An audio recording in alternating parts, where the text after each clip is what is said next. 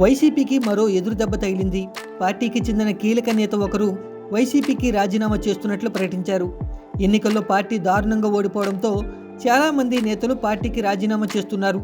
వైసీపీకి ఘోర ఓటమితో ఆ పార్టీలో గెలిచిన ప్రజాప్రతినిధులు ఎంతమంది ఉంటారా అన్న అనుమానం కలుగుతుంది.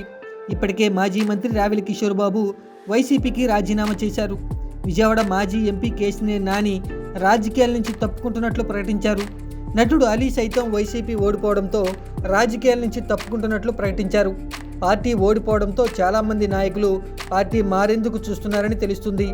మాజీ మంత్రి సిద్ధా రాఘవరావు వైసీపీకి రాజీనామా చేస్తున్నట్లు ప్రకటించారు. తన రాజీనామా రేఖను పార్టీ అధినేత జగన్కు అందజేశారు.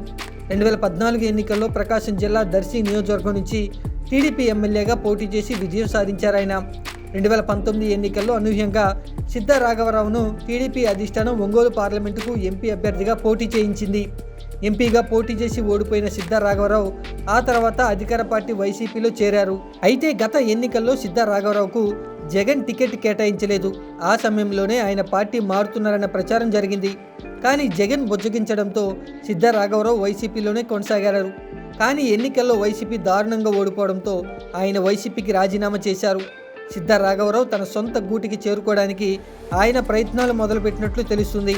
జిల్లాకే చెందిన విద్యుత్ శాఖ మంత్రి గొట్టిపాటి రవికుమార్ ద్వారా టీడీపీలోకి రావడాన్ని సిద్ధా రాఘవరావు ప్రయత్నిస్తున్నట్లుగా సమాచారం. చంద్రబాబుతో మాట్లాడి టీడీపీ చేరికకు మార్గం సుగమం చేయాలని గొట్టిపాటిని కోరినట్లు తెలుస్తుంది. త్వరలోనే ఆయన టీడీపీలో చేరడం ఖాయంగా కనిపిస్తుంది.